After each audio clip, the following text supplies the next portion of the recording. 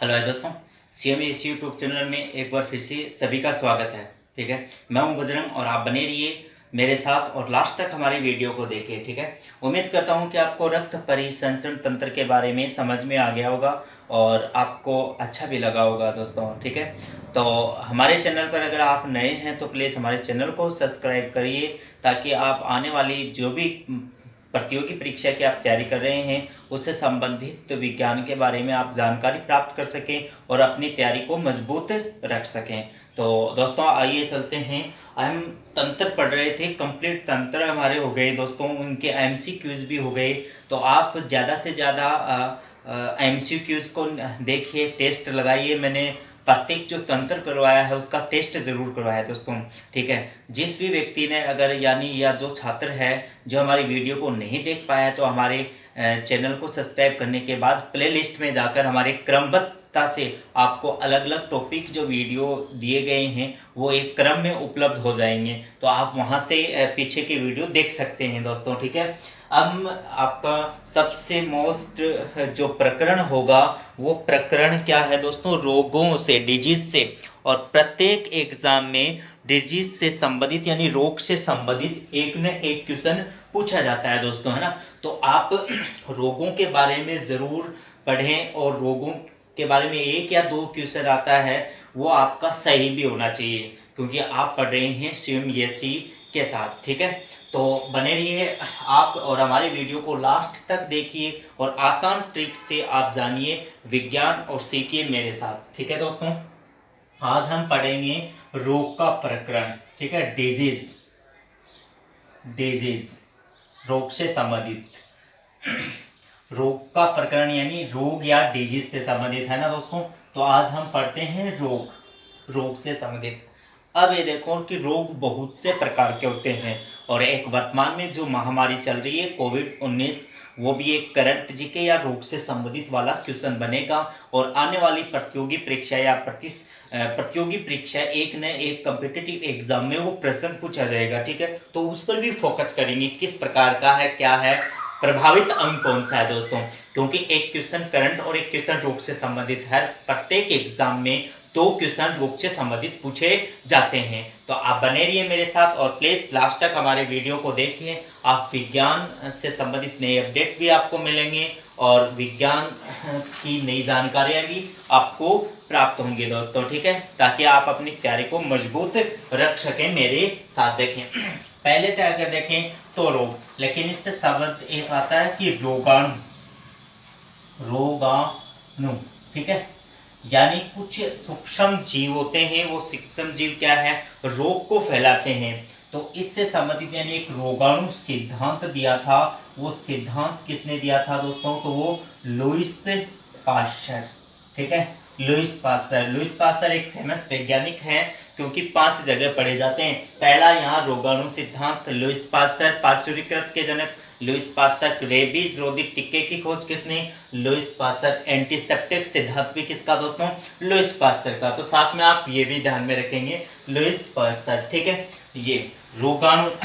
ठीक है, कुछ सूक्ष्म जीव होते हैं, जो सूक्ष्म जीव हमारे शरीर में पहुंचकर रोग उत्पन्न करते हैं, उन्हें पैथोजन या रोगाणु कहते हैं। रोगाणु सिद्धांत किसने दिया, लुईस पाश्चर ने दिया। ठीक है, आशा करता हूं कि रोग के बारे में ये सामान्य जानकारी की लाइन आपको समझ में आ गई होगी दोस्तों। अब अगर यहाँ देखें तो कई प्रकार के रोग हैं। सबसे पहले हम एक चार्ट के द्वारा पढ़ेंगे, तो उसमें हम रोग को सामान्यतः 2 भागों में बांटते हैं। कितने भागों में, 2 भागों में। पहला अगर यहाँ देखें, नंबर 1 है जन्मजात, जन्मजात रोग, जन्मजात रोग, या इन्हें बोल सकते हैं कि हम क्या कहेंगे, आनुवांशिक रोग भी कह सकते हैं। आनुवांशिक, आनुवांशिक रोग। ठीक है, वैसे अगर यहाँ देखें कि जन्मजात से अच्छा यही होगा कि इन्हें आनुवांशिक रोग नाम ही दे दें, आनुवांशिक रोग, आनुवांशिक रोग।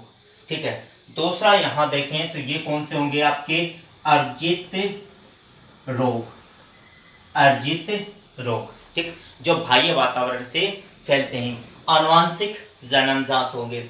अब यहाँ देखें ये कौन से, तो आप हैं तो बहुत से प्रकार, लेकिन हम क्या है कि मोस्टली जो कम्पिटिटिव एग्जाम में जो रोग के बारे में पूछा जाता है, फिर भी दिए गए ऑप्शन के आधार पर अगर हमारे ये इधर वाला पोर्शन ध्यान में हो जाता है तो आप वहाँ तक जा सकते हैं। तो मोस्टली आनुवांशिक रोग है, तो मैं एक ट्रिक्स बताऊंगा कि वही क्लिप डॉट से आप आनुवांशिक रोग को जान सकते हैं। वैसे क्या हो जाएगा आपका वर्णांधता फिर से आपका क्या हो जाएगा हिमोफेलिया, ठीक है।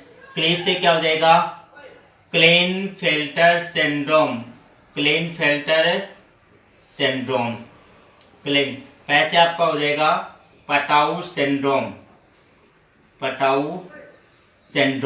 ड से आपका हो जाएगा डाउन सिंड्रोम और ट से आपका हो जाएगा टर्नर सिंड्रोम।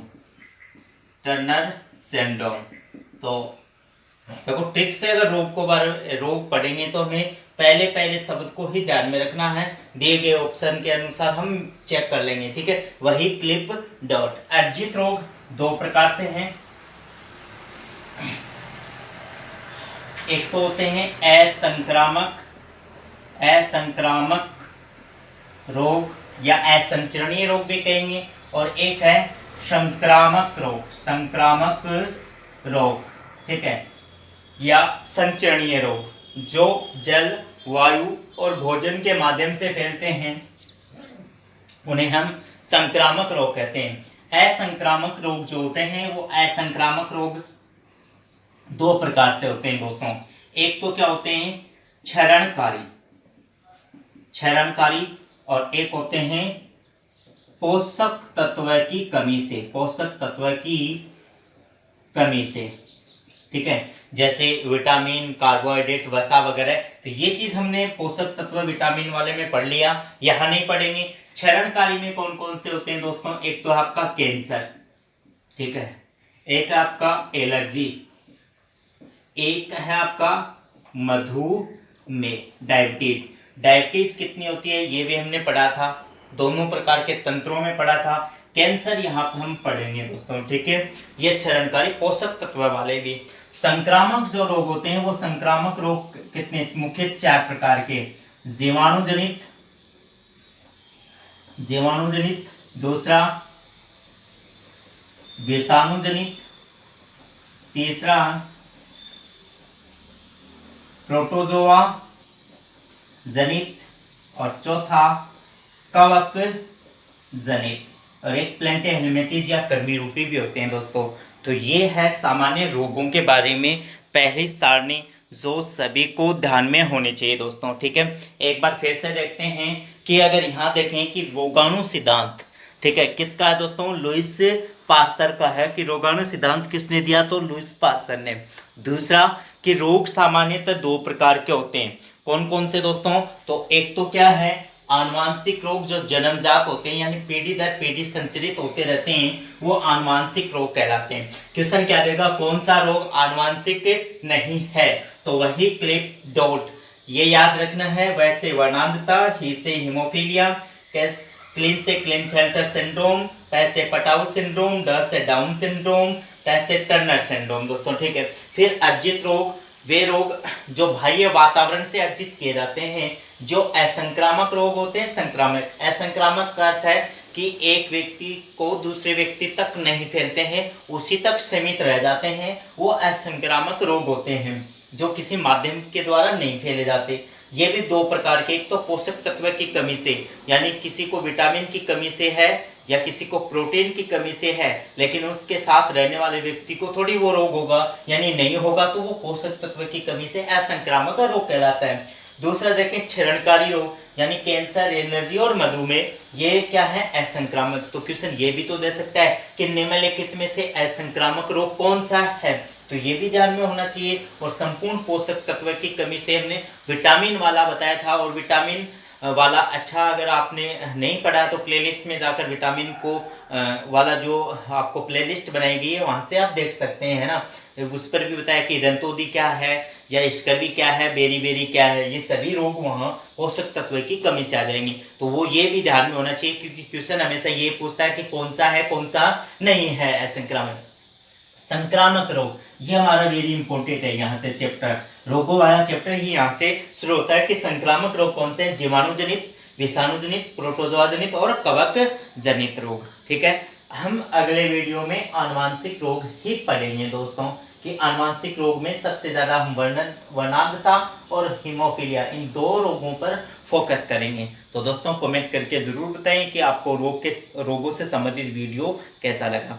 हमारे चैनल पर आप अगर नए हैं तो प्लीज़ हमारे चैनल को सब्सक्राइब ज़रूर करें, ठीक है। और साथ में बेल आइकॉन का जो बटन है उसे प्रेस ज़रूर करें, ताकि आपको जैसे भी वीडियो अपलोड होता है वो वीडियो क्या मिल जाए, आपका नोटिफिकेशन मिल जाए, ठीक है। आज के लिए इतना ही, मिलते हैं अगले वीडियो में। जब तक के लिए गुड बाय, थैंक यू।